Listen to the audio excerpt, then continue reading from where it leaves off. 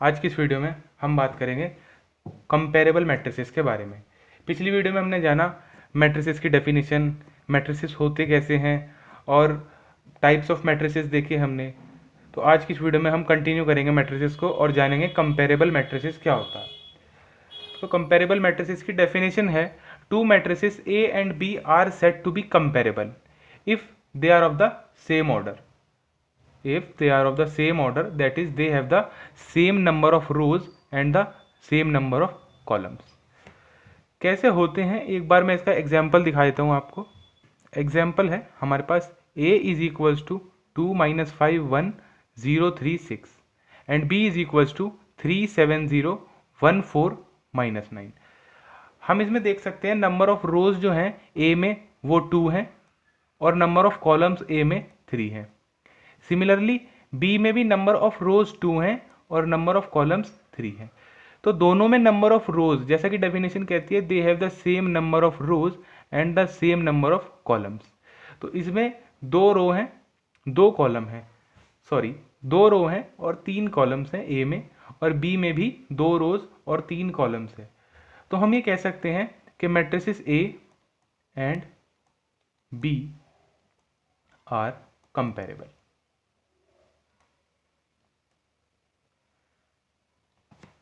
अगली डेफिनेशन पे चलते हैं जो कि हमारे लिए बहुत इंपॉर्टेंट है, equal matrices.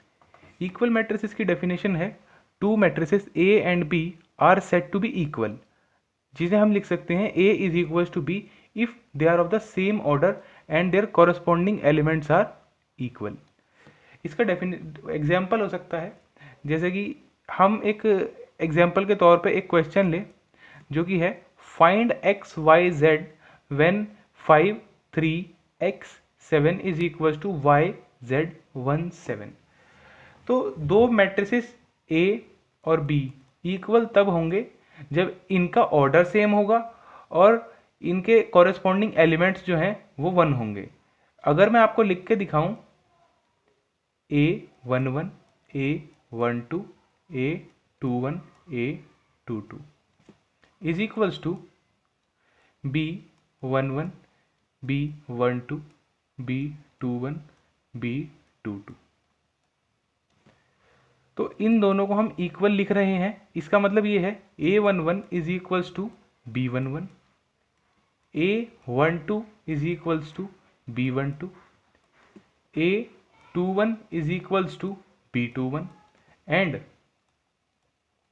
A22 is equals to B22। इसमें मैंने एक 2x2 का मैट्रिक्स ड्रॉ करा है, दोनों को 2x2 ऑर्डर का मैट्रिक्स ड्रॉ किया है और इसीलिए हमारे 4 एलिमेंट्स आए। अगर और भी ज़्यादा ऑर्डर होगा तो उसके जो भी कॉरेस्पॉन्डिंग एलिमेंट्स होंगे वो इक्वल हो जाएंगे, जस्ट इतना सा डिफरेंस आएगा। तो इस क्वेश्चन में हमसे पूछा है कि x, y और z हमें फाइंड करना है जब हमारे दोनों मैट्रिक्स इक्वल हैं। तो बिल्कुल सिंपल सी बात है, 5 इज इक्वल टू y आ जाएगा क्योंकि दोनों मैट्रिसेस इक्वल हैं, यानी कि y इज इक्वल्स टू 5 और x इज इक्वल्स टू 1 आ जाएगा, तो x is equals to 1 and z is equals to 3 हमारे पास आ जाएगा। हमने बहुत इजीली देखा कि 5 इज इक्वल्स टू y आया, x इज इक्वल्स टू 1 आया and z is equals to 3 आया। ऐसे ही हम दो किन्हीं भी मैट्रिसेस, इक्वल मैट्रिसेस से हम अननोन एलिमेंट्स को निकाल सकते हैं अगर हमें दिया जाए।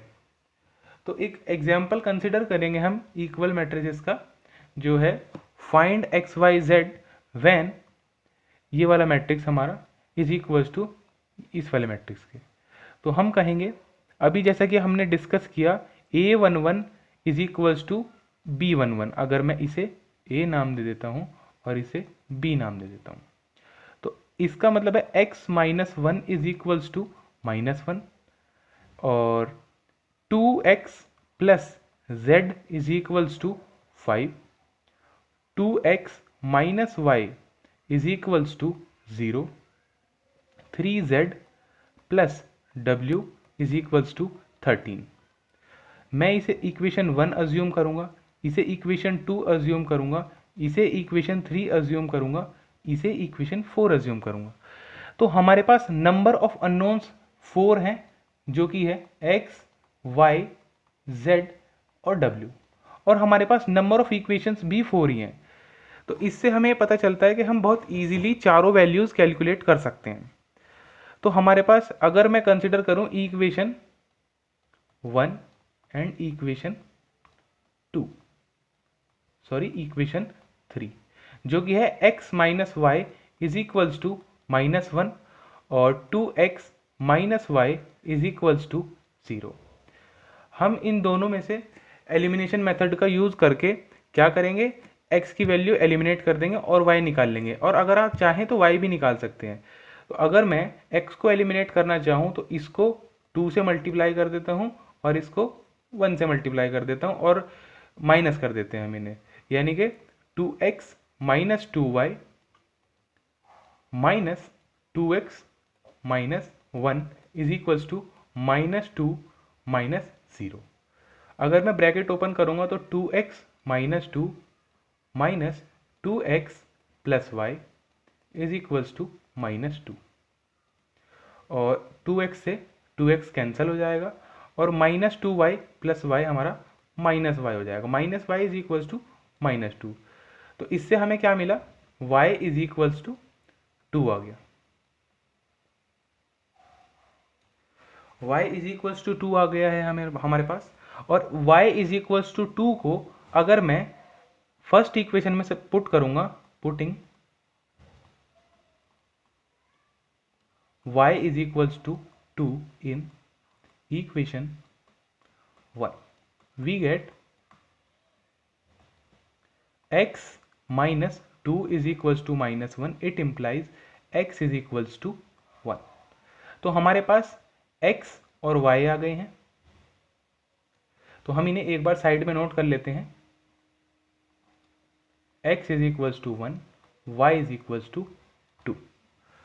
तो अब हम जरा इसे इरेज कर देंगे। तो हमारे पास x is equals to 1 और y is equals to 2 है। अगर मैं x is equals to 1 equation 2 में पुट करता हूँ, x is equals to 1 in equation 2, तो हमारे पास क्या आएगा, इसे आप देखें, कंसिडर करें, 2 into 1 plus z is equals to 5, it implies z is equals to 5 minus 2 3, z is equals to 3 आ गया हमारे पास। तो मैं यहाँ साइड में लिख लेता हूँ z इज इक्वल्स टू 3, और हमारे पास z आ गया है। अगर मैं इस z को फोर्थ इक्वेशन में पुट करता हूं, x is equal z is equals to 3 in equation 4, we get 3 into 3 plus w is equals to 13, w is equals to 9 plus w is equals to 13, w is equals to 13 minus 9 which is 4। तो हमारे पास क्या आया, w is equals to 4, और यहाँ पर हमने x is equals to Y निकाला था, y इज इक्वल्स टू 2 निकाला था, z इज इक्वल्स टू 3 निकाला था, और अब हमने w इज इक्वल्स टू 4 निकाल लिया है। तो हमने चारों वैल्यूज़ कैलकुलेट कर ली हैं। तो हम यहाँ लिख सकते हैं x is equals to 1, y is equals to 2, z is equals to 3 and w is equals to 4। ये हमारा आंसर हो जाएगा। अब हमारा अगला जो टॉपिक है हम उसकी तरफ चलेंगे, एडिशन ऑफ मैट्रिसेस। अभी हमने डिस्कस करा 2 कंपेरेबल मैट्रिसेस और इक्वल मैट्रिसेस, तो उसी की प्रॉपर्टी को आगे बढ़ाते हुए हमने पढ़ना है कि एडिशन ऑफ मैट्रिसेस। जैसा कि हमने पहले पढ़ा था नंबर का एडिशन होता है, ऐसे ही मैट्रिसेस का भी एडिशन होगा और हम मैट्रिसेस का एडिशन करेंगे। हमने अगर बोला let A and B be 2 comparable matrices each of order m by n, then their sum a plus b is a matrix of order m by n obtained by adding the corresponding elements of a and b। इसके लिए हमें ध्यान रखना है, सबसे पहले हम क्या करेंगे, कंपेरेबल मैट्रिसेस को कंसिडर करेंगे। कंपेरेबल मैट्रिसेस अभी हमने जस्ट थोड़ी देर पहले डिस्कस किया, और जो इनका सम होगा a प्लस बी, जो मैट्रिसेस हैं हमारे पास कंपेरेबल, उनको हम ऐड करके जो हमारा ऑर्डर आएगा वो सेम जो ऑर्डर के वो दोनों थे m/n के, वही उसका ऑर्डर आएगा। और उसे ऑब्टेन कैसे करेंगे हम, जो भी कॉरेस्पॉन्डिंग एलिमेंट होंगे a और b के, उन्हें ऐड करके हम ऑब्टेन कर लेंगे हमारा एडिशन मैट्रिक्स का। इसका मतलब ये है कि अगर हमारे पास a is equal to A I J जिसका order m/n, b is equal to B I J order same m/n रहेगा, तो a प्लस बी क्या होगा हमारे पास, ए I J plus B I J m/n। अगर मैं सिंपल भाषा में कहूँ तो a इज इक्वल्स टू, अगर मेरे पास 1 -1 4 2 3 8 है, ऑर्डर क्या है आप देख सकते हैं, इसका ऑर्डर 2/3 है, 2 रोज हैं और 3 कॉलम्स हैं। एंड हमारे पास अगर बी मैट्रिक्स में कंसिडर करूं, जो कि हमारा होगा 0 1 4 -3 2 9, तो हम a प्लस बी कैसे ऑब्टेन करेंगे। सबसे पहले इस बात का ध्यान रखना है हमें कि ऑर्डर जो इन दोनों का है 2/3 ही है, और उस 2/3 को वो ही 2/3 ऑर्डर a प्लस बी का भी हो जाएगा।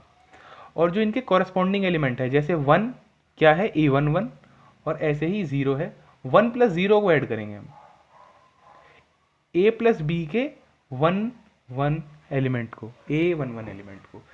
ऐसे ही -1 और 1 को ऐड करेंगे तो हमारे पास फर्स्ट रो का सेकंड एलिमेंट आ जाएगा -1 + 1।